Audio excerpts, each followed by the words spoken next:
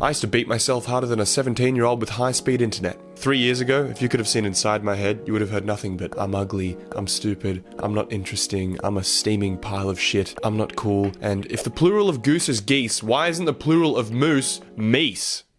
They weren't all bad thoughts. This constant assault brewed a thick, dark cloud that hung over me every minute of every day. It was like wearing a fedora made of depression, as almost all fedoras are. Unfortunately, a lot of us tend to whip ourselves like this and can't seem to find a way out.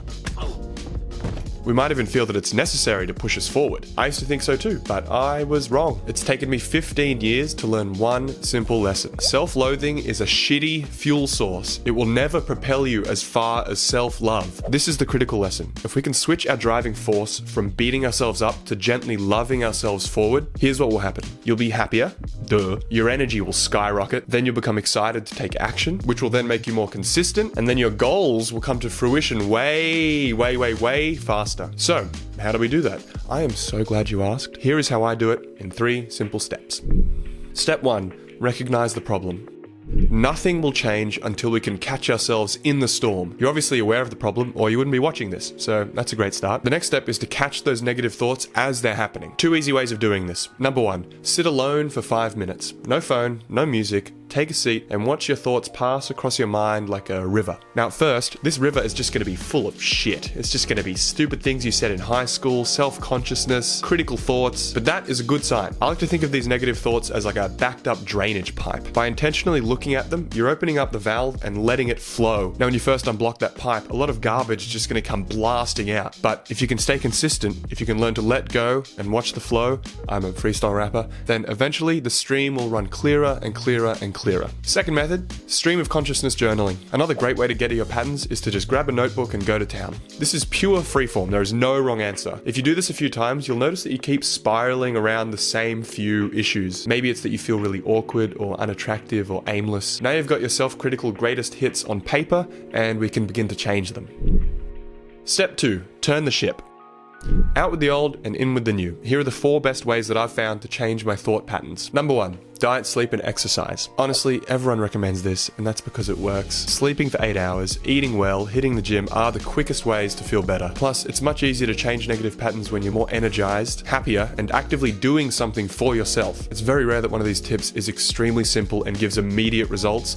This is that tip. Number 2, treat yourself like a friend. Next time you make a mistake or you find yourself being highly self-critical, ask yourself this question. Is this how I would speak to a close friend in the exact same situation? Unless you're a monster, absolutely not. Chances are you'd be much more forgiving and compassionate. And if you can convince me in the comments that you don't deserve that same compassion, I will give you $500 and a peck on the cheek. Mwah. So next time, treat yourself like a close friend. 3, question the patterns. This one is huge. It took me so long to realize that just because a pattern is old doesn't mean it's true. It just means it's a program that was put there a long time ago. And because it's run 10,000 times, of course you're gonna believe it, because it's all you've known. I'm yelling.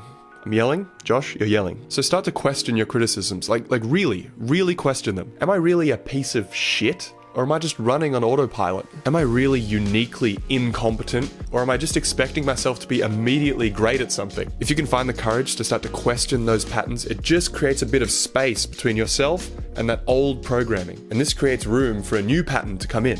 Which leads us to number 4, practice new thoughts. So you've got a little breathing room. Now it's time to do the cringy, most important part. It's time to replace the old self-loathing thought with a self-loving one. I'll give you an example. For the longest time, I thought my nose was really ugly. I was so self-conscious about it that I wouldn't let anyone see me in profile. I'd always just make sure they're facing me all the time.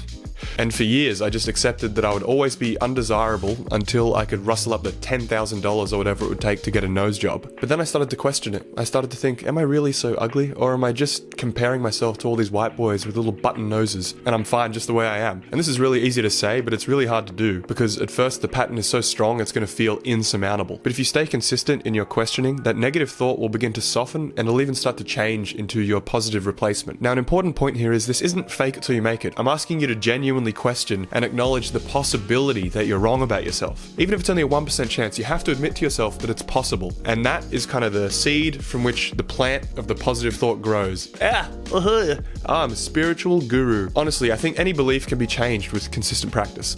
Step 3, destroy resistance.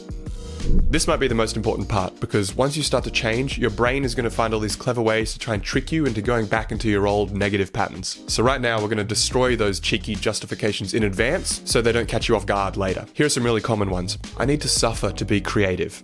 I used to love this one, but it is bullshit, bullshit, bullshit, bullshit. We know now that scientifically, creativity is born from open, relaxed, playfulness. And you cannot be playful when you're stuck inside your head lashing yourself for being a waste of space. And anyway, don't worry, I promise you, life will give you plenty of suffering without you having to add any on top. Another common one is, how can I improve if I don't criticize myself? This is probably the one that comes up for me the most often. Like, if I stop beating myself up, won't I stop acknowledging my weaknesses and improving? The answer is no, because you can criticize yourself without beating yourself up. It's possible to remove the negative energy that's clouding your judgment and identify weaknesses from a place of love. And when you do this, it makes them something that you're excited to work on rather than something to be ashamed of. That's why you'll improve faster from self-love than self-loathing. And finally, I need to push myself to get everything done. This one's pretty easy to dispel. You'll be more efficient and productive with self-love than you ever can be beating yourself up. A publication called Behavior Modification in the National Library of Medicine has concluded that positive reinforcement works exceedingly better and faster than punishment. So even if your only concern was smashing goals, put down the whip and you'll get further faster.